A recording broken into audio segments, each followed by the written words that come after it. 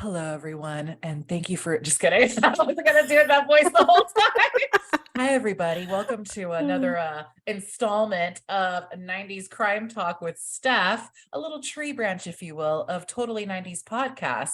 I'm Stef, and I'm here with the most beautiful, hilarious, witty, adorable Neen. Stop, continue. Um, How are you, Neen?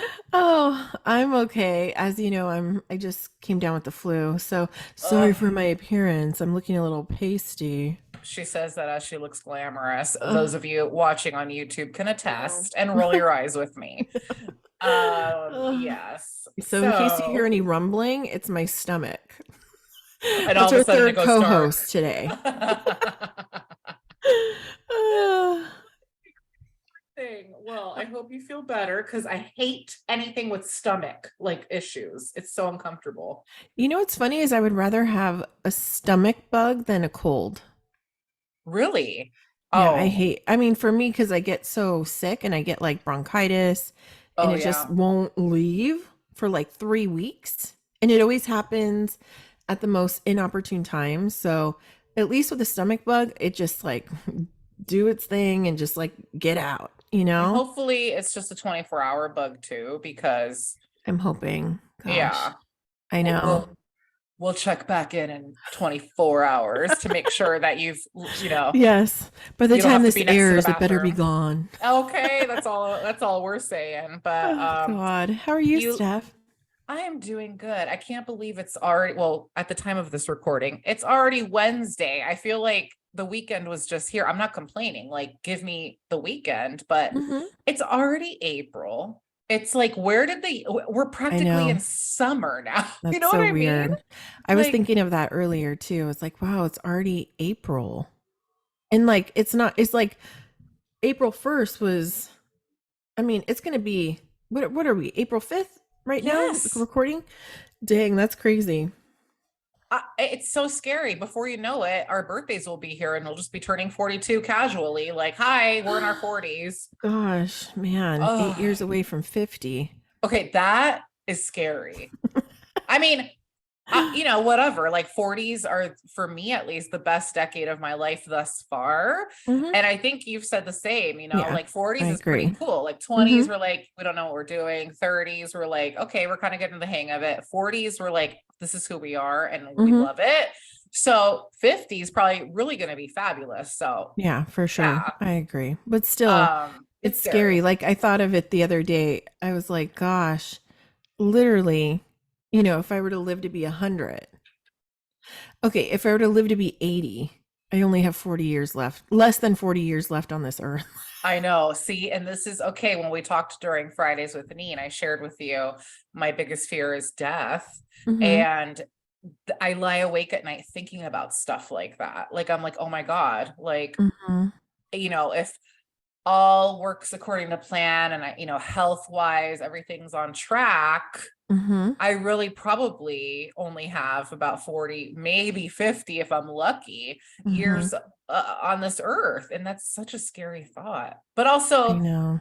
I don't know. Like, I also worry Although, about what? although they say that the life expectancy of people nowadays, they said that by the year, I don't know, like our kids or even maybe us, I don't know. They said you could go to 140. Maybe. They're saying that's a possibility with Well, how I don't know how, but I read an article the other day about that and I heard it on a television show that I watched. that's amazing. And I think I saw on Instagram on people's post or whatever the page. I saw a woman who was celebrating her like 104th birthday, and girlfriend looked like she was 75. I was like, work. Right? That's pretty Yes. impressive. I don't, that's the thing though, is I don't know how that would be as far as physical appearance or health, only because, once you get to a certain age, oh gosh, depending if you have medication or once you start hitting like 80, your skin starts getting thin. So shit, Yeah. how thin is it going to be by the time I'm 130? Yeah, I mean, whatever. I'm not gonna say like, there's people who like embrace the wrinkles, and you know what, that's great. But like Mhm. for me personally, if and when the time comes to go get the Botox, I'm gonna go get the Botox. Like I Mhm. wanna like preserve my skin as much as possible. Sorry if that Mhm. makes me like vain or whatever, but like that's what that No. stuff is there for if you want to and can get it. So, Exactly. you To each know, its own. I mean, honestly, it is hard. Like I even know some friends, and it's pretty, yeah, it's hard. It's hard to age. And I mean, like I think we talked about that. Justine Bateman, or maybe I was talking about with someone else. you Did you just see her? yes. So thank you for bringing it up. How do Mhm. you feel about that? So it's everywhere. It's on my Alexa Mhm. device. It's Yeah. on social media everywhere. And she's like, I look great. And in my head, of course, I'm just like, do you? Like, I don't know. And that's so wrong. But like she's happy and we should Mhm. celebrate all of that. But I don't know, maybe it's because Definitely. I grew up and my mom, she's always like put together. So it could be like I'm used to a different Exactly. level of beauty, Same. And same with my mom. Like, Yes. and that's the thing is that I don't know, it's just hard because for me, I feel like we've said before, for me, I feel like aging is a reflection of everything we've been through. And I feel Yes. like when you try to erase that or you try to prevent it, you're kind of like in a way just kind of denying, how much you've strived for, you worked for, but at the same time, when you look at Justine Bateman, not that there's anything wrong with that because she is still beautiful, but it's so funny though. The more you look at her, she looks like her brother She does. more Yeah, and more. I mean, they already looked alike, but I'm like, dang, you really look like your brother. But you know what it is for me, it's her spirit. Like she's very positive. As long as she's happy the way she is, I mean, that exactly. to me, that's all that matters. And that she owns it. It's Hmm. different if she was insecure and, Yeah, you would you know, feel it. It'd be hmm palpable. Yeah. yeah, No, because you're she totally has right. aged a lot. She has. And as far as like, I didn't even remember her being that much older than us, or am I?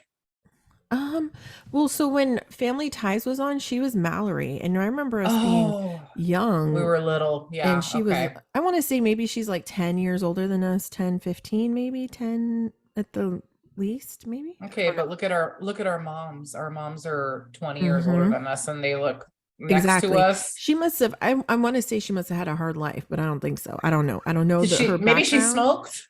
Smoked, or maybe she drank, or she could have been a sun worshiper because she has a lot of wrinkles. Like Yeah. it's like how my grandma looked. Yeah. You know what I mean? Like it's a Yeah. lot. So, Okay. I mean, more power to her that she is owning it and stuff. And Totally. you know what I think the message though behind what she was trying to get across was the fact that if someone chooses not to do Botox or all these other things that are out there, don't shame them for it or make them feel shitty because they don't want to. And I You am so know? here for that. It's just when you get these people on both sides, the people that are Mhm. like pushing the Botox, the people that don't admit they have the Botox, and you Right. have the people who are like, oh, whatever happened to aging great? Let people do what they want to do. And Exactly. I'm just not as brave as she is because I can't Mhm. imagine. And so that's a powerful thing, like you said, like more Mhm. power to her. So Mhm. she's doing it. She's happy. I can't say that I would be like able to be as confident. So Mhm. that's amazing. So No, for real. props to Justine. I agree. Props to her for sure. But Yeah. that being said, Steph, I mean, what are we going to talk about Yeah. So today? like I guess we should put a pin in all the lovely beauty talk that we're having. I just I wanted know to we should have, because you know what? That should be a good convo that we have because 90s beauty was something different. totally. And yeah, let's do that Hmm. actually. Yeah, I like And I that just topic. it really kind of lubricated the joints for me right now because we're about to jump into some heavy stuff. So Yes, I agree. that being said, on today's episode, we're going to be diving into the case of Shanda Sharer. So, Shanda, this is actually, so I'm again, I'll say this every time, I'm a huge true crime like fanatic, and I try to read up on all things true crime. And I Hmm. came across her story a couple of years ago, and it really stuck with me because it was one of the most gruesome crimes I have ever heard about or ever came across, really. And it's a shocking case because it has to do with kids. So, and not little kids, because I refuse to Right. discuss that, on the show, but it's about teenagers. And so not just teenagers, but teenage girls. So that's what really makes this kind of stand out. And Mm-hmm. you have to wonder, like, wow, girls are capable of, and young girls capable of doing stuff like this. They have this in their mind to do. So that's why Yeah. it really like interested me, and I tried to watch a lot of documentaries, read up on it, because I just wanted to learn, Mm-hmm. understand like what could possess somebody to do this. So basically, it's a story about jealousy, cruelty, and murder in the most evil way possible. Okay, so that being said, we have a lot of trigger warnings today. We have child on child murder by immolation, which is when the act of killing or destroying something by burning it. Mm-hmm. You have torture, murder, stabbing, beating, ligature, strangulation, sexual assault, kidnapping, and arson. And also, I want to put in a trigger warning about talks of, what do you call it when, yeah, so child molestation, because we're going to touch a Mm-hmm. little bit on that as well. So, but Wow. first, let's get to know a little bit about who Shanda Sharer was. So Shanda Renee Sharer, she was born June 6th in 1979 in Pineville, Kentucky, to Stephen and Jacqueline. And now I'm going to be referring to Jacqueline from here on out as Jackie, because that's what she goes by. Okay. So as far as I could tell, Shanda only had one sibling, and that was a sister named Paige. And one thing to note, she had really cool spelling of her name. I had never seen it. It was Mm-hmm. Paije. I was like, what? I'd never seen that. Ooh, Yeah, so that stuck for out to me. real. I like And the that name too. the name Shanda, I had never heard of until this I was just story. gonna say that I've never heard of Shanda myself. Like that's a Yeah. different name. Even are they what's their national? Are they're white, right? Yes, they're white. And I couldn't find like any like lineage or anything background further than that. But yeah, she was Mm-hmm. just, all-American girl born in Kentucky. Wow. So Jackie and Stephen divorced when Shanda was little, but they remained, cordial for the sake of Mm-hmm. their kids. After the divorce, Jackie remarried and moved with Shanda to Louisville. And then Stephen also would later remarry as well. Shanda attended fifth and sixth grades in Louisville at St. Paul's School, where she was just your basic, typical preteen. She was a cheerleader. She was on the gymnastics team, basketball, baseball. Like, she was very sporty, very outgoing, very into all these groups. Wow. So when Shanda's mom divorced again, in 91, they relocated to New Albany, Indiana, Mm-hmm. in order for Shanda to be closer to her father and to Mm-hmm. his wife, her stepmom. So again, like, the family is just very like cool with each other. And I Oh, thought that that's was good. really nice. Like, she Yeah, wanted for her real. daughter to be close to her dad. So once there, Shanda would enroll at Hazelwood Middle School. So at Hazelwood, Shanda was, she made friends pretty quickly because she was this friendly, bubbly, approachable girl. People were interested in her. She was pretty. She had this, curly hair. She wore like makeup. She was just your typical 12-year-old. And according to one of the documentaries that I watched, this is what started the drama for her. And this is so, like, let's go back to middle school, high school days. So Mm-hmm. one of her new friends was having boy troubles with her little boyfriend, and she was going to dramatically give the boyfriend back his ring. Okay, so we're 12 and we have rings, but okay, I don't remember that. But so Shanda, to be nice, to be a friend, she was like, I'll do it for you, no problem. Like, this is hard for you. I don't know who he is. I'll just give it back to him. So she like trots over to the guy. He's like, who are you? Like, this doesn't concern you. Like, what? And then Uh-huh. during this little altercation, some chick gets up in Shanda's face, and this girl turned out to be the cousin of the boy. Okay. So she's like, basically the same thing, like, who are you? She starts fighting Shanda. Shanda's like, whoa. So they're Oh my fighting. gosh. And Shanda got knocked up, you know, like Mm-hmm. on her face, knocked Uh-huh. around. And both she and the girl were called to the principal's office. Shanda's mom gets a call saying, you need to come get your daughter. We have her in the principal's office. Mom, Jackie's like, whoa, my kid, she's a good Yeah. student. Like she's never had gotten into trouble ever. She's like who we were in school. Right. So she goes to the school. She's like, WTF? And, you know, you think that would be the end of it. Well, Shanda and the girl who we later learn is Amanda Heverin, were in detention together. So Mm-hmm. rather than, you know, be like, ooh, I hate you, and ooh, like, you know, steer clear of one another, they actually became friends Oh, wow. while in detention. So So Amanda had nothing to do with the fight. She was just some random girl she met in detention. no. Amanda was the girl that Oh, so she she was was the the one. cousin. Oh, okay, the cousin. Okay, She's the one wow. that stepped in, And like, they became what's going friends? on? Yeah, so they're chilling in detention, right? And I think they only had detention for about a week, but they got pretty chummy. Mm-hmm. So one day, Jackie comes home from work and she sees Shanda hanging out with a girl. And she's like, who's this? And then Shanda's like, oh, this is Amanda. And then Jackie's like, the girl that you got into a fight with, why are you hanging out? Like you guys are buddies. And Shanna's like, well, we are, like, I really like her, give her a chance, blah, blah, blah. And Jackie, being a cool mom and trusting her daughter's instinct, she was like, okay, I'll try to give her a chance. But she was kind of Mm-hmm. wary about her because Amanda looked like your typical little thug. And Mm-hmm. one important thing to know is Amanda was an out lesbian. So she was more of like she played up the masculinity part. So she had really Mm-hmm. short hair. She had a little swag to her, all that Oh, stuff. yeah. So I don't know, maybe that interested Shanda. And she was like, oh, she Mm-hmm. just wants to be friends with her. Mm-hmm. Okay. So they became friends. Back in the day, now I want you to go back in time when we were in school.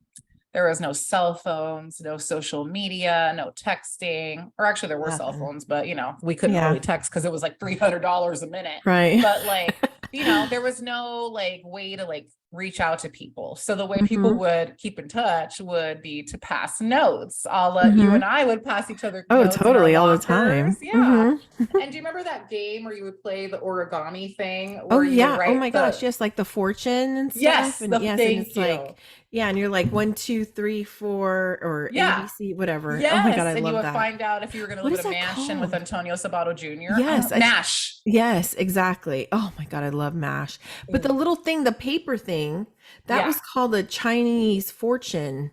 Was it? Because I just wrote Yeah. origami because it reminded me of Yes. like origami. I used to But love that. I like, have to show uh, Presley. yes, please do. So like that was how it was back in the day. So one day Amanda passed a note to Shanda Mm-hmm. and asked her, hey, do you think I'm cute? And then she also asked her, do you like girls? Hmm. Okay. So Shanda, if you look up, I'm sure you looked pictures up of her. She doesn't look like a 12-year-old. She looks Mm-mm. mature. Yeah, big time. But she was still 12. And according Mm-hmm. to her mom, she was up until that point, she was super boy crazy. She was all about boys, boys, boys, boys, boys. Mm-hmm. But she Typical was like teen, typical teen, like with the exactly. big hair, like curly hair and Hairspray, makeup, nail polish, all that mm-hmm. stuff. But she was still in the developing stages of her life as well. She probably Mm-hmm. didn't really stop to think, what do I prefer? Right. But this note and the question that Amanda asked her didn't seem to phase Shanda. Mm-hmm. Like it didn't like put her off. They kept Right. talking. They would flirt. Hmm. It would be reciprocated now from Shanda as well because she was getting all this attention, like, oh, you're pretty, la la la. So she liked that. And again, Amanda had that swag about her. So she was, it piqued her interest. Mm-hmm. So they kept flirting. And then Amanda later on, like some time had passed, not that much time, but some time had passed. And she asked Shanda to be her date to the upcoming school dance. And Shanda Mm-hmm. happily agreed to do it. Hmm. So in the 90s, because I was like, how was like gay life back then? Right. The documentary that I watched actually was like, it wasn't like widely accepted, especially where they were. But Mm-hmm. around this time, teens were starting to rebel a little, like, I'm gay, we're here, we're queer, like, Mm-hmm. and they were being like, no, this is who we are, even if people would get in their face about it. So that's Right. the type of person that Amanda was. So and Like, this was happening in Indiana at that yes, time, because I yes, had a good friend that grew up in the 90s in high school, and he was from Indiana, and he was gay. yeah, And yeah, I mean, from his point of view, he said it was bad. Like it was, I guess it's each person's perspective. And I don't know, like, I don't know. It still was kind of taboo, yeah. I mean, right? definitely. Hell, it's still taboo today in certain Mm-hmm. places. You know what I mean? But I mean, I'm but a impressed at man, the fact that they were, yeah, willing to take it to that to go level. to the dance and Exactly. everything. Totally. So, but not to say that like Amanda didn't get like messed with, like, oh, lesbian, but like she Right. apparently would like defend herself and people left her alone. Mm-hmm. So Shanda and Amanda go to the dance and they have a great time, but it was ruined by Amanda's on again, off again girlfriend named Melinda Loveless. And I think that last name suits her perfectly. Okay. Okay. So Melinda was 16, I believe. She was about a year or two older than Amanda, and she was 4 years older than Shanda. So Mm-hmm. Amanda and Melinda had dated for about a year before Amanda started pulling away little by little, but not really officially breaking up with her. Mm-hmm. And according to Amanda, Melinda had started acting more and more crazy, like being way too possessive, too controlling, jealous. And Amanda was like, So she started pulling away and Mm-hmm. she started talk. She's the one that was like, what up, Shanda? Like Right. this girl came along, innocent, Mm-hmm. caught her eye, and she starts to holler at her. Right. Okay. So Melinda confronts the two and tells Shanda, back off or else. Okay. But by Mm-hmm. this point, it was too late. Shanda was completely smitten with Amanda and they kept spending all their time together. Young love. What are you going to do? Yeah, Right. exactly. So I also want to note that after this, Melinda starts telling people, including Amanda, that she wanted to kill Shanda. Okay. She Wow, that's even extreme. Yeah, she even wrote Amanda notes. Like there's documentation where she threatened to kill Shanda, and this happened more than once. Wow. Amanda claims that she gave these notes to a youth prosecutor. I don't know what that is, a prosecutor in training, whatever. Like she gave these notes to someone. She told somebody, an adult, about this. Mm-hmm. Nothing ever came from it. So just remember that. Ugh, Okay. it's So, infuriating. yeah.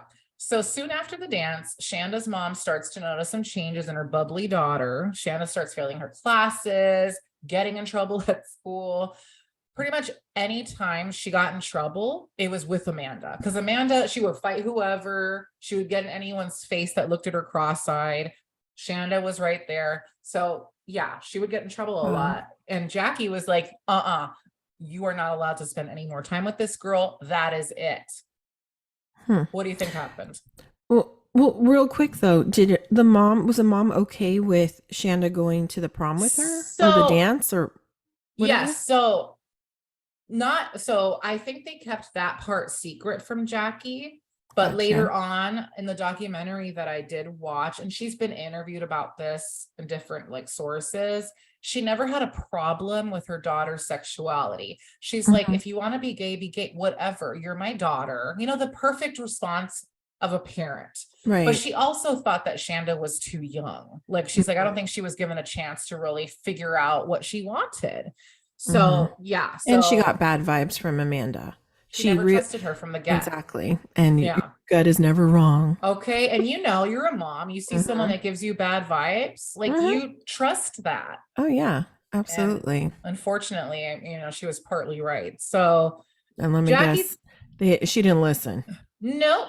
Shanda kept seeing Amanda behind her mom's back, Mm. at school or whatever. And they kept writing each other notes. So One day, Jackie checks the mail and she sees an envelope addressed to Amanda in the mail because Shanda forgot to put a stamp on the letter. So it came back. She opened it and she was so sad to find out the contents. It's basically like Shanda's like, I miss the touch of your body against mine. Oh, She's wow. 12. So Wow. like the mom's Jackie's like, wow, my kid's having sex. Like Wow. we Mhm. haven't even, I'm sure she probably hadn't even had the talk with her yet. Or like, Yeah, what? Like, exactly. give me a minute. Like you're Yeah, a for real. kid. Yeah, So that's devastating.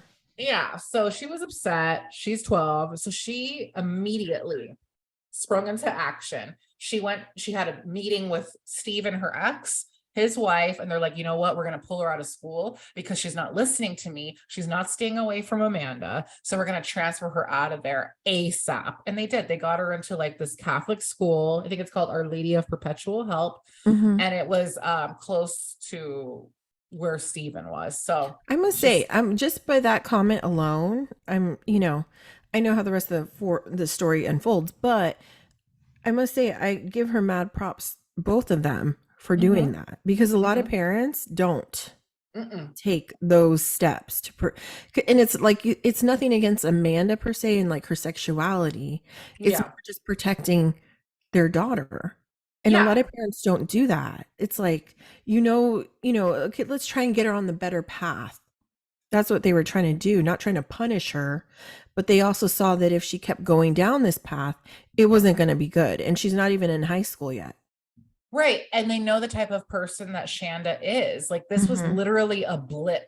It was like Yeah. she went from like good girl, all about her friends and sports and cheerleading to getting in trouble all the time because of this girl. So like, yeah, they're Sad. like, this isn't who she is. Like Hmm. she doesn't get in trouble. Like we're gonna fix this. And I'm exactly Neen. Good point. Yeah, you Hmm. would, you Oh yeah, for exactly as a sure. mom. Yeah. Yeah. So they take them out. I'm sorry, they take Shanda out of school, like, bye, you're leaving. And what's so, and sorry, this is still in 1991, by the way. So this is in the middle of the school year. Like I think she was only at the prior school for months. Like that's it. Wow. And then they transferred her to the new school. So, but it was towards the end of the year. So at her new school, Shanda seemed to just go back to the girl she once was. It could have gone the other way. She could have run Hmm. away. She could have For done a whole sure. bunch of stuff, but no, she went back to like, okay, making friends, getting good grades. She was excited about trying out for the cheerleading squad. It was like, oh my God, our daughter's back, and Hmm. she was the same girl she was before meeting Amanda. So her parents, as you can imagine, breathed a deep sigh of relief, like, oh, Hmm. okay, we don't have to worry anymore. Exactly. We did the right thing. Exactly. Meanwhile, Amanda was like, hey, boo, where Hell you no. at? She's relentless. I love you. I Mm-mm. need you. Like sending her Wow. letters, trying to call her. But Shanda, it seemed like she was kind of just over it. She was living her best life. And it kind of appeared to that she was trying to move on from Amanda, even though she was totally sprung off her. Hmm. She was like, she even, and the reason why this is known is because she complained to a friend. She was like, I wish she would leave me alone. I wish she would stop calling me. I just want to live my life. I'm having a great time now. I feel, adjusted. I just want to start over. Okay. Wow. So she's Hmm. over there trying to like, move on. Hmm. Amanda wouldn't leave her alone. And another person that refused to leave Shanda alone was Melinda. So even though Shanda had left, so she's gone, she left Hazelwood and was not really in contact with Amanda anymore. Melinda could not get over her hatred of Shanda. So remember the death threats I mentioned? Melinda Hmm. wasn't playing. So she started to put together a little plan of attack. Which is Yeah. crazy 'cause she doesn't even go to the same school as them anymore. Like Uh-huh. they're wow. And it's She's not over even there. Shanda, it's Amanda. All these Exactly. names are I know. It's a tongue twister. No, so wow. like she's like, but her whole thing was, I can't believe she had the audacity to take what's mine. So I'm going to teach her a lesson. Okay. Okay. I can't. So Melinda met a girl named Lori Tackett in November of 1991.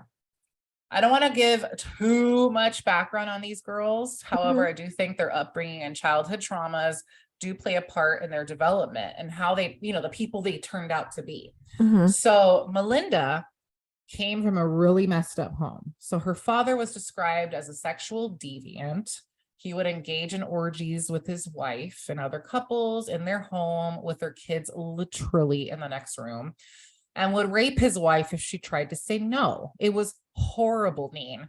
Okay, horrible. There was also claims that Melinda's Wow. father molested the kids, Melinda included. In fact, trigger warning, I read that he molested her when she was a baby, but she doesn't have any recollection because she was a baby. Oh So my there's no God. way to confirm. But like she had some siblings who came out with some really horrifying, graphic claims of abuse. He was horrible. Um, Melinda's mother, she was a victim, no doubt, but she kind of left the kids to just fend for themselves because of what she was going through. I don't want to Wow. blame her, but I also do, because it's like, get your kids out of there. You're seeing what's happening. Yeah, It's not a good environment. exactly. Um, and there's so much mourning. Like Melinda's story is really sad, so I can see why she turned out the way she did. But if we Mhm. were to dive into that, we would be Right. here for hours. Well, it's So your that's typical just an story of like, she's learned basically just behavior. seeking attention. She's Oh yeah, crying for help, basically, yes, and yes, nobody's listening. So she's trying Ex- to go to every avenue to try and get whatever attention she can get that she's not getting at home. precisely, Ugh. precisely. Which is so And crazy because in the last one we talked about, the last crime that we talked about, it was like mhm, the same kind of thing with the mom, mhm. where the So the basement. moms, yeah, and how they don't, I don't know, you see things that are going on or that transpire, and where's the mom instinct? Where's anyone like to help Yeah, these poor kids? a human Kids being. Ugh. kids, their little palettes. I don't believe a child is born evil. Well, I don't, Right.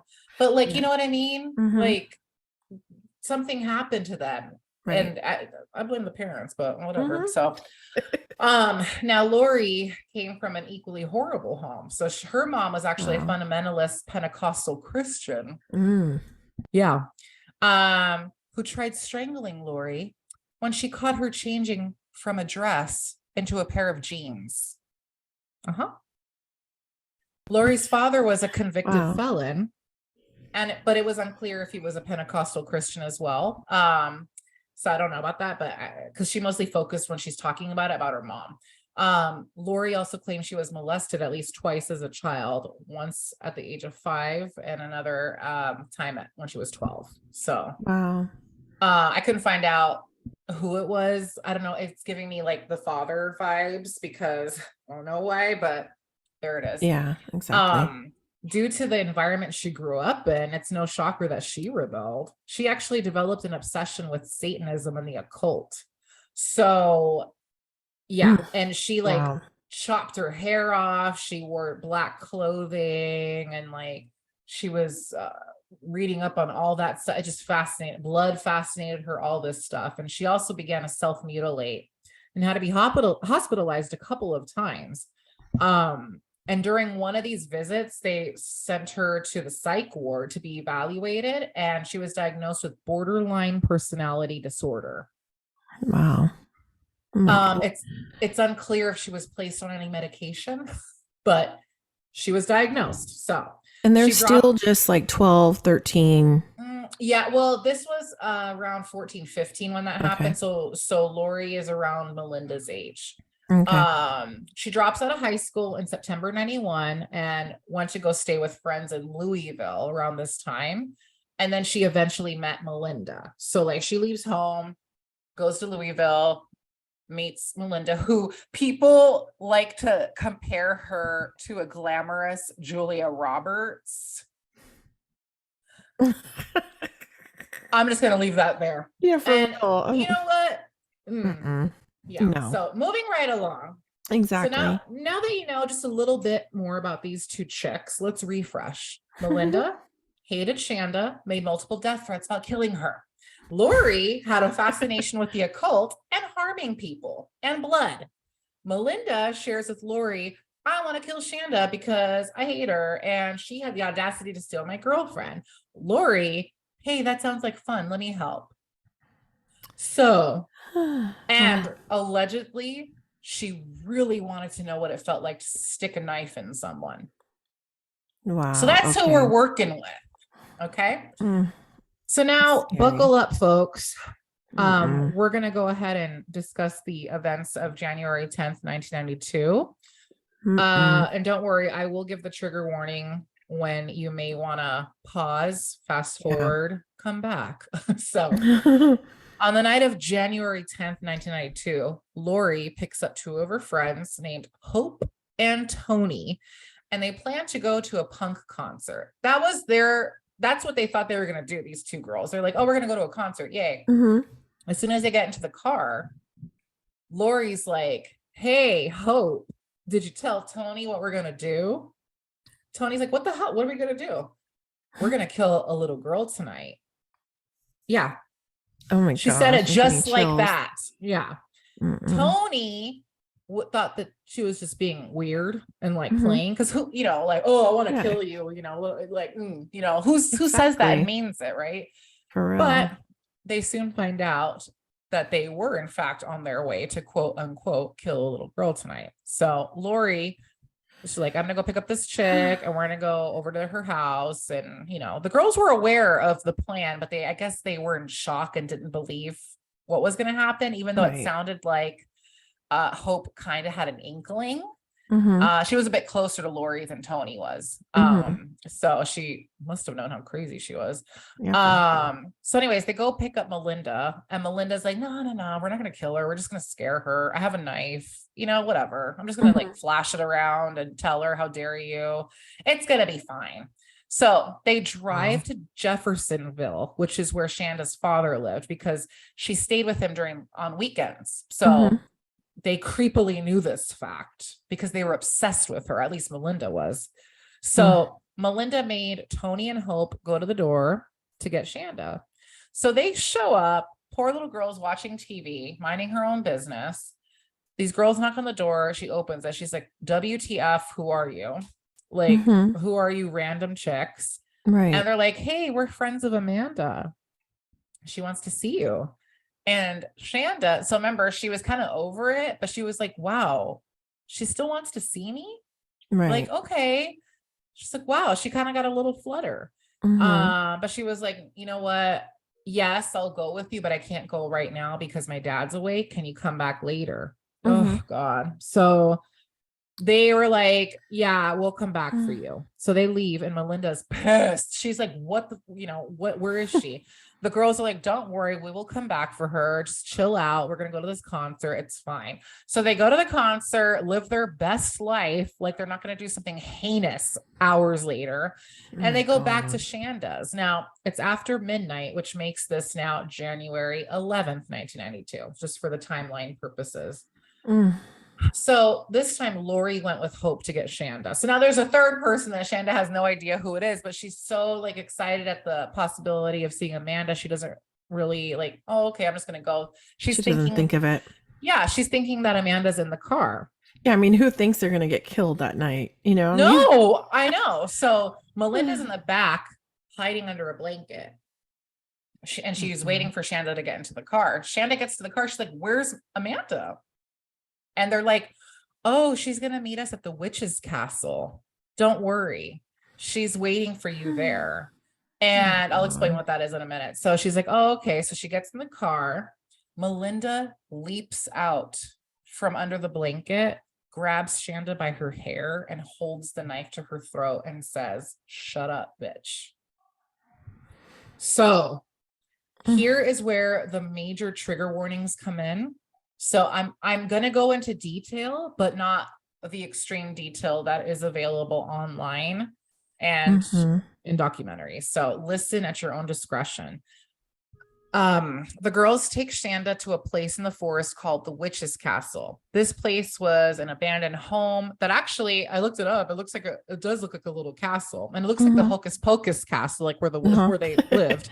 Uh-huh. So it was located on an isolated hill by the river, and kids used to hang out and do all kinds of things at this place. Halloween, it was always on and popping there. It was just a real creepy hangout.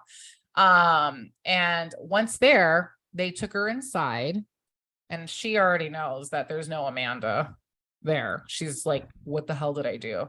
They Mhm. take her inside and they tie her arms and legs with rope. They begin making fun of her, taunting her, saying things like, oh, you have such pretty hair. I wonder what you would look like without it. Like stuff like that. They take her rings off. They take her watch off.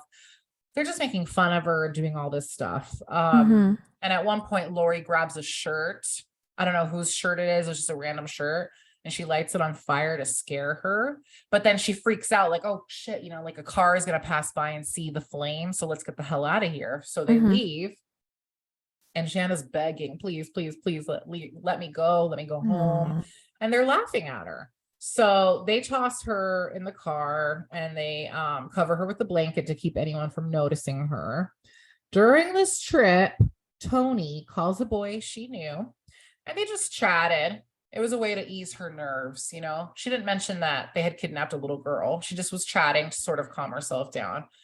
At one of the gas stations that they stopped at, because they had to stop for directions, Mhm. Tony and Hope spotted a couple guys they knew and chatted like nothing was happening. Okay, they were like, hey, how's it going? Ugh. So once they The get their evil directions, people. yeah, Ugh. once they get their directions, because these idiots got lost, they get the directions and they drive off. They take her to an abandoned building near where Lori lived. So at this point, only Melinda and Lori get out with Shanda because the other two girls started getting like freaked out. Mhm. Melinda and Lori make Shanda strip, and Melinda proceeds to beat Shanda, slamming her face on her knee, and she cuts her mouth on her braces. She starts just beating her all over, just really it's just a violent attack. She tried to slit Shanda's throat, but the knife that she had was too dull. Mhm. And at this point, one of them gets Hope, and Hope comes over and holds Shanda down Mm. while Lori and Melinda took turns stabbing her. They then strangled Shanda with a rope. So each girl, they tied it around her neck, and each girl had a end of the rope, and then they'd start pulling, and then she lost consciousness. And they tossed her in the trunk thinking that she had died. Wow. Sadly, after all of that, she was not dead. She starts screaming from the trunk, and Lori stops the car, gets out, stabs her, and then beats her with a tire iron to shut her up until she stopped screaming. And it was unfortunately reported that Shanda was sexually assaulted with the same tire iron due to the stuff they found on it later on. So, and if that Wow. wasn't enough, Mm. Lori took a Windex bottle and sprayed all of her wounds with it and laughed at her and said, not so hot now, huh? Yeah. Wow. Mean, after all of this, the poor girl is still alive. So Shoot, they, she still was alive? Okay. I I had some hope that when they strangled her that she would have just yeah, lost consciousness. That was it. we And all then when did. ay, ay, ay. Okay. Yeah. So they drive to a gas station where they buy a 2-liter bottle of soda, and they emptied the soda out of it and they filled it with gasoline. They drove to a field where they took a still alive Shanda, wrapped her in the blanket, tossed her to the ground, poured gas on her, and set her on fire. And it's reported that as they walked away, Melinda turns around to look, and she didn't feel like it was catching fire enough, or it wasn't up in flames. So she's like, Mhm. we got to make sure she's dead.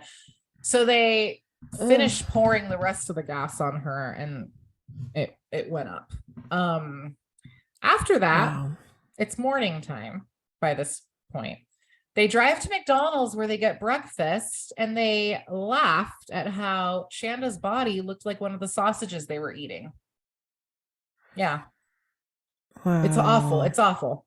So Shanda's stepmom, in the meanwhile, wakes up, And Steven's in the kitchen making coffee. They're having a normal morning. And she goes to like look for Shanda. She's like, where is she? She goes to her room. She's not in there. And she's like, I can't find Shanda. She starts panicking a little bit. So they look around the house. They don't find her. So they call Jackie. Jackie flies over there. And she's like, she's not thinking anything yet. But that's when she notices Shanda's purse. And she's like, my little girl would not go anywhere without her purse. She takes that thing everywhere with her. So something happened here and you need to call the cops. So they immediately called their local police, and it was Clark County that they called. Okay. So the cops, they come over, they immediately start their investigation, and the family just calls everyone they know. They called all their friends, and they even called Amanda, and Amanda's like, I have no idea. I haven't heard from her. But Jackie was like, I don't know. She was like kind of like wary. Of course. Meanwhile, a local hunter is out and about at 10:45 that morning, having a peaceful morning in Madison, Indiana. Something catches his eye. He's like, what the hell? So he goes and looks, and to his horror, he sees the badly burned body of a young woman, because you couldn't tell, what age. Okay. He immediately calls the cops. He's like, you got to come over here. So they fly over, and they're hit with that smell, the burning flesh. And they're like, oh my God. Because at first they were like, this doesn't look real. But then that undeniable smell hits them. And they're like, okay. Yeah. Because I was going to say the hunter didn't smell it first. Because that's no. He was like, this is a body. Yeah. Oh yeah. From what? Yeah. Yeah, exactly. So, they start canvassing, they start like taking note of what's there, and they noticed the soda bottle nearby. So that's part of their evidence. But initially they thought that this was some sort of weird satanic ritual, because the condition of the body, you don't really come across like burnt bodies. I could see that. Yeah. And it was close to the witch's castle. So they thought, well, it's the 90s. Satanic panic was huge in the 90s. So of course they naturally went to that. And, what else could it be? Like things like this didn't happen. Thankfully, later that day, or night, I should say, Tony and Hope go to their local precinct. And this was Indiana State Police. And they're sobbing, freaking out. They're just hysterical. And they told the cops, we know something about a murder. They told them they witnessed a murder just the night before. And they name Melinda and Lori as the other two girls involved. So they gave up the goods. They incriminated. They knew what they were doing, because they're like, we were there. Right. They give their statement of accounts, and they tell them, like, we don't know this girl that this happened to. I just know her first name. Her name is Shanda. And we picked her up from here. Okay. So now they have this information. They get in contact with Clark County PD, and they're like, hey, do you have any missing reports for a girl named Shanda? And they're like, yeah, we do actually. And they're like, shit. So there's no way of identifying the body and the condition that it was in to see if it was a little girl or not. They just thought, okay, it's a female, but they couldn't determine the age. Right. They confirmed via dental records that it was her. And so now they had to tell the family. And at this point, they didn't tell them the condition and how they found her or what happened to her. They just said, she's not coming back. She's been murdered. Okay. Wow. Jackie and Steven, they found out what happened to her the next day while watching the news. I want you to picture that for a minute. They're sitting in their living room, devastated at the thought of losing their daughter. And they find out that their daughter died of smoke inhalation. It wasn't, and I want to point out, it wasn't the strangulation. It wasn't the beating. It wasn't the blood loss. It wasn't any of that. She died burnt alive by being burned alive. So she was alive during all of that, clinging to life. Oh my God. And that's how the parents found out. And how did they find out on the news? I mean, they knew that someone was missing. They obviously said our daughter was missing. They called, they don't communicate. How does the news know before contacting the parents? Exactly. I don't know. Yeah, it is absolutely tragic how that happened. Oh my Um, God, that's horrifying. yeah, so you have that ringing in your ears, like she Mhm. died by smoke inhalation, being burned alive. And it's just like, oh my God, Right. this poor baby. Uh, So the next day, Melinda and Lori were arrested. So these girls are all, detained. And the prosecution begins, to develop a case. They interview everyone. They interview the school. They get to know who these girls are. They see like their upbringings and all this stuff. Not excusing what they did, because nothing excuses what they did. But the no. facts are they grew up in a horrific environment. So regardless, the judge was like, all four of these girls are going to be tried as adults. And Good. Melinda and Lori are going to be eligible for the death penalty. Like the judge wasn't Awesome. having it. Mm-hmm. But Lori and Melinda ended up taking a plea deal to avoid the death penalty. Like there So they goes pled those guilty. plea deals. Uh-huh. So Mm. there goes that. And I get plea deals. I get it, because they don't want to put like the families through a trial and all that. Yeah. And So two, back in the day, especially not, I mean, obviously we knew they did it, but it was different back in the day too, because DNA still was different. And God only knows how many people are actually in prison that didn't do things. So right, there's a lot of things I know with the plea deal that are important, but at the same right. time, when you hear cases like this, it Oh, gets under my skin. me too, Neen. And you're gonna get even more pissed off when you Mm. find out exact. Okay, so they get their little plea deal. Hope and Tony plead guilty as well. And because they all pled guilty, there was no trial, but there was a sentencing hearing. And at the hearing, all of the gruesome details came out. Every last bit of them So that we just talked hold about. up. They hadn't told the parents prior to the sentencing exactly what had happened to their daughter, I mean, by or was then it they just to had the media? known, correct. Yeah. Gotcha. And up until this point, the media only was working with the statements that Tony and Hope had given. Mm, So, after the sentencing hearing and everything was out there. So, maybe the parents got their info from the statements. right. And then at the hearing, heard every last thing, including the last thing Shanda said, which was mommy, Oh, stop it. which kills me. Yeah, for Um, real. all four girls tried to minimize what they did. Lori and Melinda kind of turned against each other. Lori was like peer pressure. Melinda was like, oh, Lori's crazy. Tony and Hope back like they were just hopeless little, oh my God. Like, oh my Mhm. God. Uh, They were not hopeless or helpless. No, because they could have They stopped it. I mean, I don't know if they could have stopped it, but they could have left before going to the freaking concert and telling someone something might go down. they could have told the boys they were talking to. They could have Yes. gotten out of the car and like while it was in Ran. motion, run to the Yes. cops.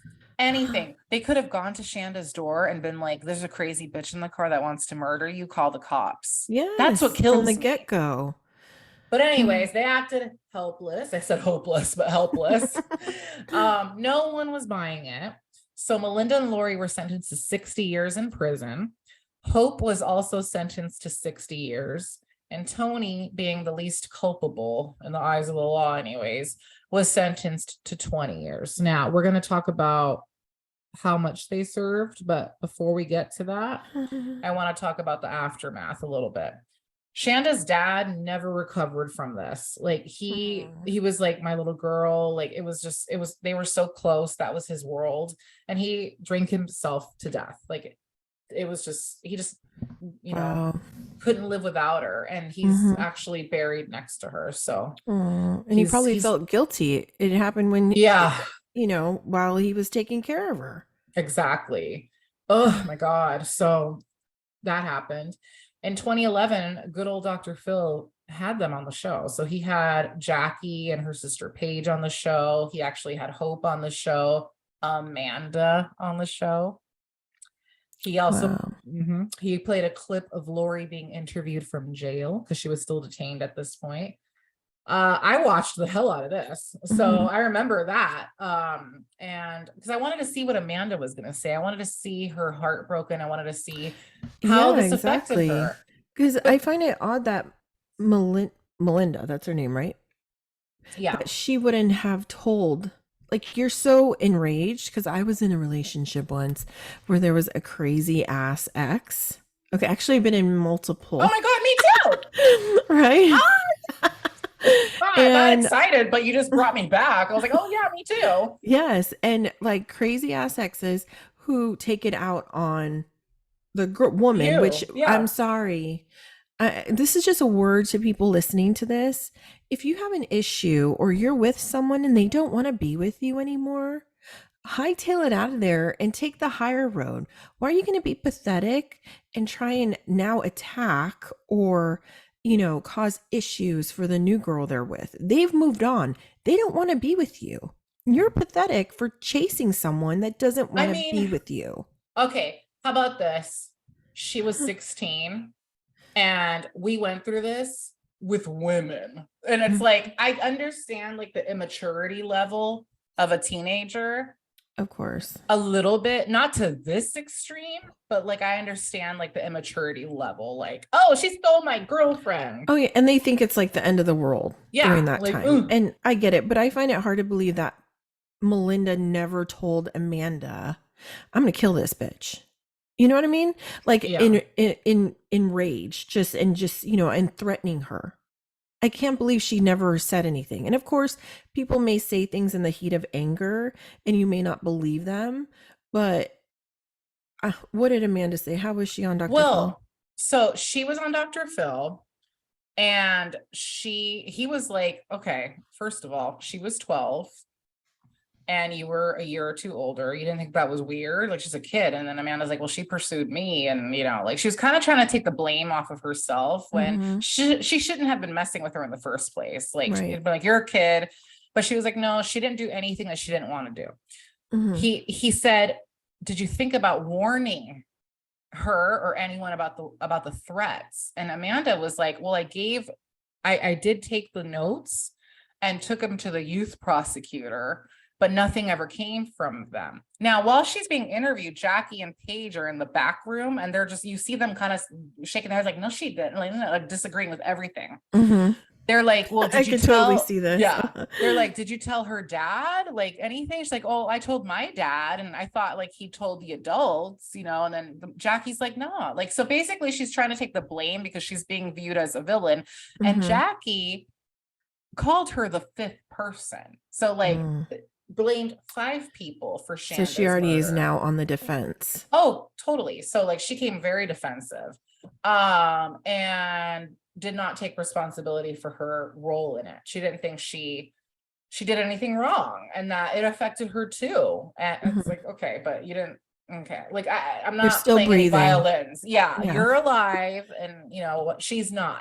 Mm-hmm. And Paige was like, if she would have just left Shanda alone, Shanda would be here today. And that's the truth. Mm-hmm. So Wow. yeah. So Dr. Phil let her have it. And Dang. Hope, she That's continued deep, Paige. That is deep.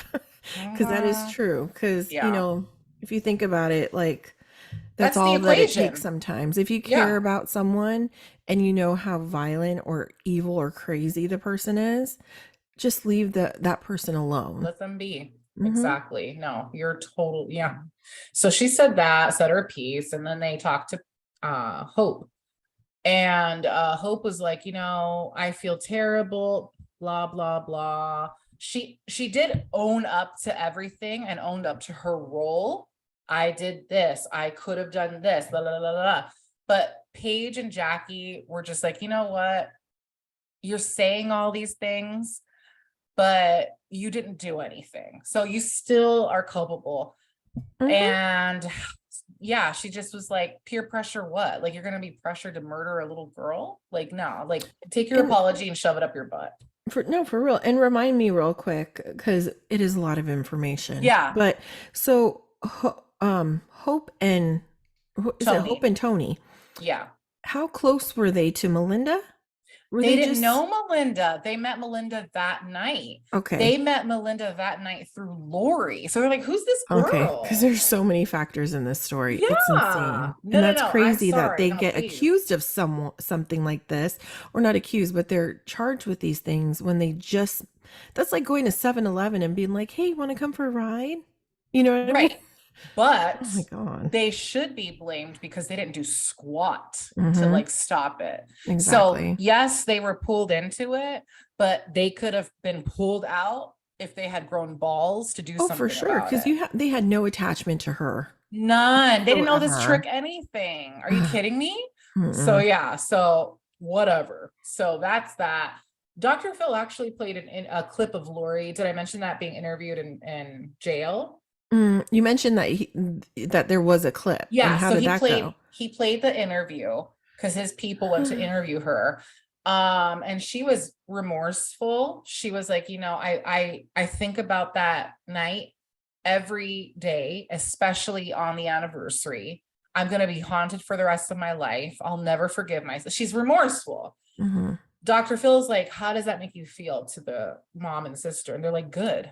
Like, I don't Mm-hmm. want her to ever have peace. I don't want any of them to ever have peace for what they've done. I don't care that she's haunted by what she did. She Right. should be. Mm-hmm. So they're kind of like, to all of them, take your apologies and just really just sit and spin. Like, we don't Right. want Mm-hmm. squat to do. Exactly. At So least she feels remorse, if that's the truth, because she was on national television, mm, whatever.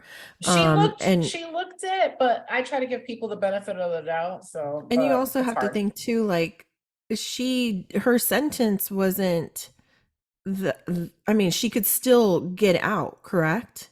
Yeah.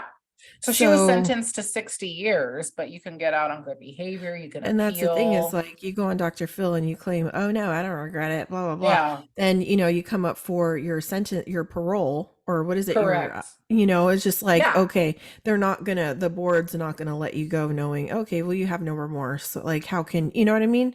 But if she claims, oh, I'm so remorseful, I think about it, of course, maybe she'll have a better chance of getting out earlier. totally, totally. So yeah, who You knows never what it know. is? Who knows what it is? And Melinda. So in 2012, Jackie made her first contact with Melinda since the sentencing hearing. And I found this interview that on YouTube that had aired back around this time. So just a little bit of a backstory. So Melinda actually thrived in prison. Hmm. And she got involved in a program called Indiana Canine Assistance Network program, the Hmm. ICANN, through Project to Heal, which provides service animals to people who have disabilities. She actually turned out to be really good with the dogs. They just took to her, and Hmm. she got this reputation for being a really good dog trainer. So that's how she kept busy in jail. And she would get these dogs and she would train them, bond with them, bathe them, just really care for them and get attached to them. But then you have to say goodbye, because they have to go to their new homes. Right. So somehow she became involved, not involved, but like she met a burn victim, ironically, Mhm. um, who either was, I think he was working through this program. He wanted to meet her, knew the story, talked to her, and he was like, I really want Shanda's mom to see the change in Mhm. her. I want to see if I can make that happen. So he met with Jackie, who was skeptical, and played her a video. And Jackie, she kind of like, her heart kind of grew, like, whoa, Mhm. like, oh my God, like seeing it. My heart I got a little teary-eyed seeing her Mhm. talking. She seemed so genuine in her interview. Like, she didn't make excuses for anything that she did Mhm. at all. She seemed very like earnest, and just was Mhm. different vibe I got from her, a Right. better vibe than the one Mhm. I got from Amanda. Yeah. So Jackie was like, okay. So she donated a dog, or got a dog and sent it to Melinda to train, and named it Angel, um, in honor of Shanda. So Melinda was Oh. now given this dog to work with, and she didn't take that lightly. She was like, I'm going to work with this dog. She got very attached to the puppy, and she was like, this is a dog that, you know, Shanda's mom touched, I'm going to do my best, and la la la. So it was like this thing, like this kind of like here, like a olive branch or Right. something like that, right? Mhm. I thought that was interesting. Mhm. I don't think that I could do that. I Right. mean, sure, Exactly. like the clip that I saw, it was of Melinda. It really was like night and day. It Mhm. was different from the cruel, soulless, dead-eyed teenager who smiled in her mugshot hours after murdering a girl, to Mm. this older woman cuddling her dogs and crying when it was time to say bye. Like it was like a total 180. Okay. There was Yeah. compassion, growth. It was just something I wasn't expecting to see. Mhm. And I think Jackie felt the same way. So I think it's honorable that Jackie did that. I can't say that I would be strong enough or forgiving enough to do the same thing. Mhm. Um, and a lot of people actually criticize Jackie for it. They're like, how can you like be in touch with the girl that brutally murdered your child? But Jackie was like, this is for Shanda would want this. She would want me to forgive. She would want me to have a heart and all that. And if someone's truthfully trying to change, because people Mhm. can change, Yeah. Exactly. she would want me to And forgive you could her. tell, you could tell when someone's being genuine, Yeah. and I think that um this just proves how horrible, strong, and just just crazy how jealousy makes a person. It is one of the most dangerous emotions that people feel. Hmm. Like, and what it is capable of making people do. Yeah. You It's know, blind. It's you it you're kind of like is. blinded by it. Yeah, I mean, and And then you, it's just rotten. I mean, it's sad. And honestly, because I saw her pictures and you see her, and for a mother to forgive someone to that extent, yeah. she must have felt the compassion from Oh, her and the definitely. the regret. She felt big time sadness or remorse for what she had done. Or Yeah. else I don't think that Jackie would have been even okay, you know, talking to her, giving her the dog or the whole thing. Anything. Yeah, she would have entertained like even meeting with this guy, but Exactly. if it gave her a little bit of peace, then I'm glad she did it. Mhm. But so meanwhile, so she was still in jail, Melinda, at this point. But we're in today now. All four girls have been released. Tony was released in December of 2000 after serving only 9 years of her 20-year sentence. Wow. Hope was released in April 2006 after only serving 14 years of her sentence. That's Lori, nice. yeah, Lori was released on the 26th anniversary of Shanda's death to the day in Wow. January of 2018. Hmm. And last but not least, Melinda was released in September of 2019. So they are living their life. They're free. Um, Hmm. Jackie, she was more pissed about um Hope and Tony because she was like, they didn't even serve like a minute of their sentence. Like No. she wanted Hope, and that's what she kept. So by the time Hope was on the Dr. Phil show, she had already been released. And Mhm. Jackie was focused on that. She was like, you should be in jail right now. Why are we even doing Is this? she the one that has like brown short like shoulder length hair, kind of like Yeah. a bob? Okay. Hmm. Yeah. Wow. So, and I agree. Like when Mhm. I read that they didn't even like, I don't get that whole good behavior thing. Like, Yeah, I don't get it yeah, I either. do and I don't, but it's like to that extreme. Like, I'm sorry, No. Melinda and That Lori were should be safe sentenced for people that have like drug problems that were in there for drugs or drunk selling driving. weed. Yes, Yeah. something like that, No, but but not felonies like that. Come like on. literally half of their sentence they served. Yeah, no, because I'm sorry. There's certain people, when and it's funny. I mean, I was talking to my friend the other day and we were talking about like the killings in Nashville, the little kids and stuff. And then I was just saying, I don't understand. Like, it just doesn't make sense to me how when these people are guilty, whether, and I've said this before since we've been talking and doing the crime thing, it doesn't matter if you're in California or New York or Florida or Texas, wherever, the law should be the same. It doesn't matter where you commit them. We're the United States. We should be united in our laws. And whatever crime you Supposedly. commit, it should be the same amount of sentencing.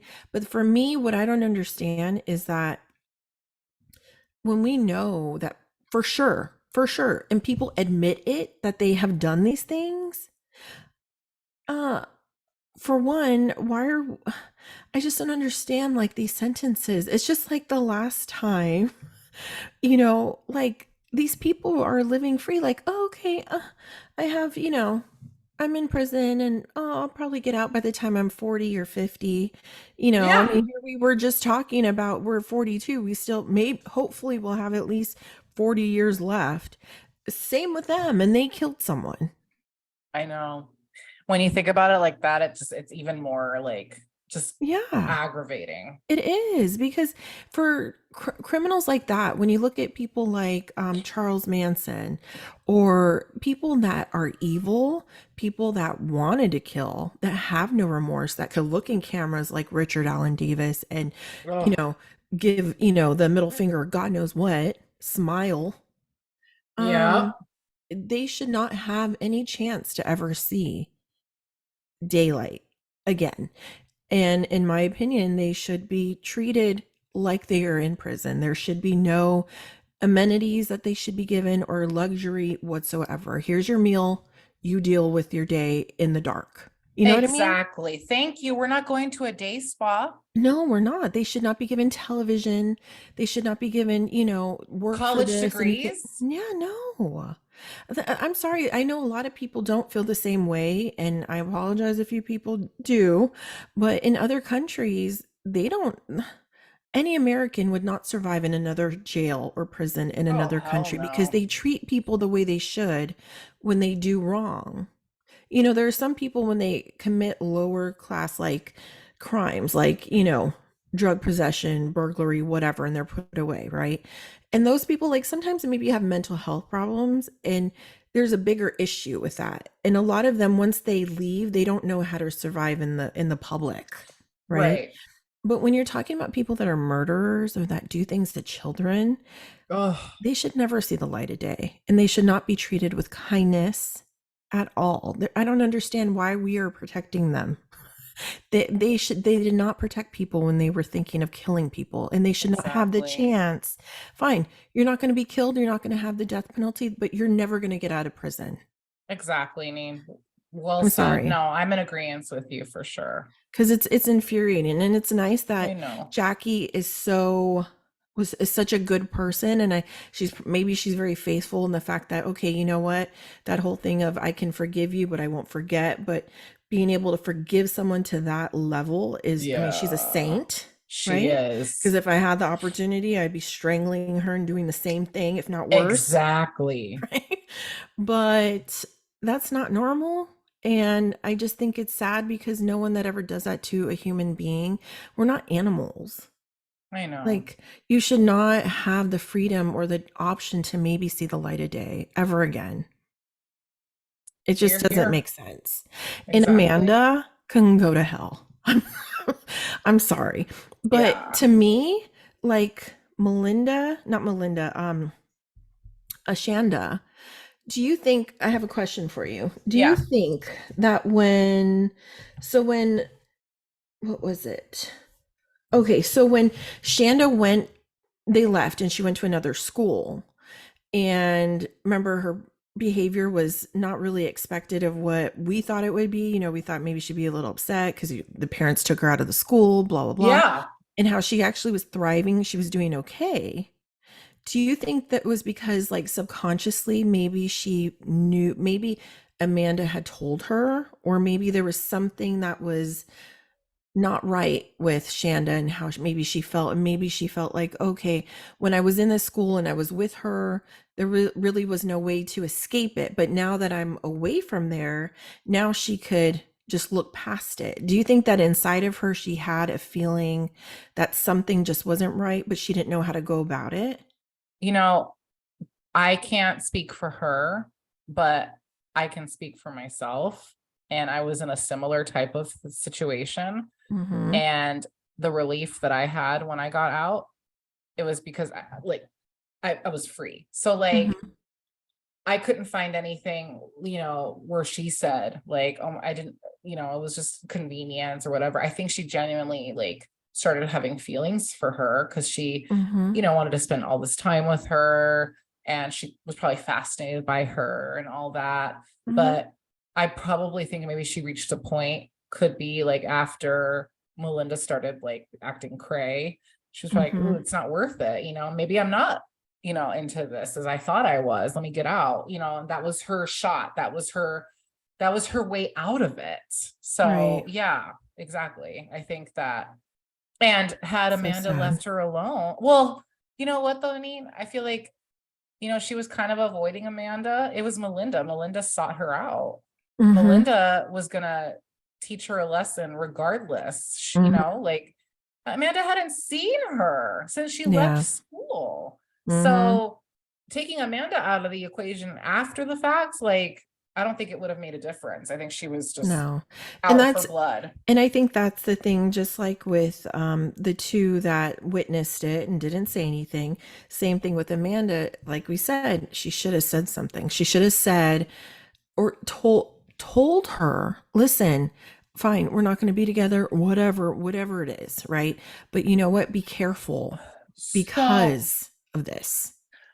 okay, so one thing that I didn't mention, because I thought it was a little violent, but I will Hmm. mention it. I try to do it discreetly. Melinda told Amanda later that morning, I killed Shanda. Amanda, I know, Amanda thought she was joking. And no, I don't believe you. Blah, blah, blah. She goes, oh, come Hmm. with me. She takes her to the car and shows her the trunk.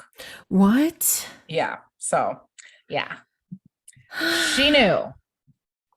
She knew. Wow. And I hesitated to bring it up because that was mentioned in quite a few places and it was omitted in other places, but I feel comfortable bringing it up now because I tend to believe like when there's more sources. So yeah, I think Right. she was aware Exactly. and Not she was like, confirmed, but that's what's believed, yes. right? So yeah, she's not innocent at Because all. and so her knowing this, how come she didn't go to if that is true, how come she didn't go and tell the police? Exactly. Allegedly, she was like, take me home. I want to go home. And she went home. And Melinda's like, don't tell anyone, okay? Wow. Yeah. See, you know what? And the thing is like, okay, adults are crazy, right? But, You said that. but Preach it. this just shows how susceptible and how capable teens, even younger than teens, you know, like what they're capable of doing when it comes to situations like this. Like, I don't know if, I mean, like you said, like we've all had some experiences with things or we've seen things. We've seen people Right. when we're younger. Do you remember being in high school and hearing like these love triangles that people were in or hearing stories like lifetime stories that we've seen that were real stories of depictions of these love triangles where girls, I mean, and yes, men sometimes, but a lot of times, like girls get infatuated. Me, And what happened to me in freshman year of high school? My yeah, ass is gonna get kicked at 3 p.m. by the tennis courts. I had no exactly. idea. Like girls are ruthless. They are. Teenage girls are scary. They are because they are. I think it's a mixture of your body's Hormones. changing. Yeah, your hormones. Mentally, you're not mature enough to You're deal with not these there yet. emotions, Yeah. right? You don't know. You're a lot of times they just react and they're like, "I'm gonna kick their ass. Da, da, da. I'm gonna f them up. You know, meet me over. Like meet me over by that. Da, da, da. You know, Maybe at the quad. yes, right. And it's just like so sick and twisted. Yeah, it And is. I think when it comes to young kids, I think the perfect example, because we even talked about this when we were talking about, I had asked you about this case and you had told me um, about like Slender Man. Look, they were even Oh, younger. And I mean, that's not a 90s case, but if you guys have a chance, it's oof. interesting It's to a read doozy. and it's terrifying. If I mean honestly, if you have a child, it's actually, even though it's scary, it's actually a good story to read about and just learn about of how sick and twisted kids can be. So when you think that, oh no, my child wouldn't be, just to protect your child, and the fact that to think, oh my gosh, okay, it's so important to know the kind of people your kids are hanging out with. It is Yes. so important. And if you have that gut feeling like, Jackie did, it's because there's Yes. something. And you can, a lot of times you can tell with kids if something's just not right or if there's something going on. And you have to trust your instinct. If it means you have to go to the extent of pulling out your kid like Jackie did, that's what you have to do. I would never, if my daughter was in school and she was having issues with a friend to where it was like to this extent, or she was being bullied or she was being harassed, I Yes. would, yeah, I'd be talking to the principal and the parents of the kids, but I would also Mm-hmm. be pulling her ass out of school and being like, you know what, you're just going to be homeschooled. I'm not going to put you through this. And it's sickening when parents still leave their children in there to be harassed, um, to I be can't. abused, Oh, and that affects them for the rest of their lives. oh God. And you're not protecting them by leaving them there. And unfortunately, Jackie did all the right things to an extent, and Yeah. still, and you can't blame the father either, because I mean he didn't do anything. They, kids are crafty. And Yeah. she wanted to see Amanda. She felt like, oh, and there goes that Yeah. thing. Oh, Yeah. and she's like, okay, never thought that would be her last day. Hmm. It's scary, and just hug pretzel and know you're doing the everything right. And this is just this case, it really highlights like what we just talked about. It's like the bullying and how parents address it, Mm-hmm. the importance of, teaching your kids to treat others with kindness and respect. And if you're not getting that received, like in this case, I feel like Shanda was respectful of everyone involved and she still was hated. Mm-hmm. um yeah, you're right. The thing is that Jackie did what anyone would do, Yeah, she did and everything this she could. still, so like, what are you supposed to do? But it's just, Exactly. this is one of the most heartbreaking stories I've ever come across. And No, but I mean, thank you for bringing it to light because I'd never heard of this story. But now that I had researched it after you brought it up, and I was like, okay, let me learn a little bit more about it. It's crazy because I had seen her picture before in the past, because yeah, it's a very like, you don't forget it. striking, Yeah. striking But you know who photo. she reminds me of is a Hmm. young what's her name? Not Selena Gomez. What's the one Demi that she, Lovato. Demi Lovato. Yeah, me Yes, too. completely. I'm like, God, she looks like someone. And I was sitting here, I was like, she looks just like Demi Lovato. Yeah. When she was younger with the hair and just like the Yeah, her smile. smile. Yeah. Exactly. And it's just sad. Like, it shouldn't have to be this way. But I think a good lesson to get from this too, and just with everything else that has gone on in our world lately with school shootings and God knows what, if you ever are questioning someone's mental state Oh, or their intentions, to speak up, say mention, something. just say It something. doesn't cost you anything to bring No. it to someone's attention. And if that person doesn't listen, because there's also that, Mm-hmm. like the poor teacher that got shot by her student, she told Mm-hmm. hella people, and they were like, whatever, you Yes. keep talking Yeah, I until know, it's someone takes you seriously. it's true, because even in the workplace, Yeah, because we all unfortunately. know crazy Fred, who always think he's gonna go off on the, Yeah. go mental and just like go crazy, Oh, right? yeah. But HR a lot of times knows these things. They know what Yeah. certain people are capable of. Like, they are even scared of crazy Fred, right? But they still Yeah. don't do anything. But then if you go through Exactly. their what do you call that? Their personnel file, it's like, oh It's well, he thick had as this. hell. Yes. It's like, hello, what? It's funny. I worked real quick. I worked for a place where, and I never ever worked for, even when I worked at the court, this didn't even happen. Okay.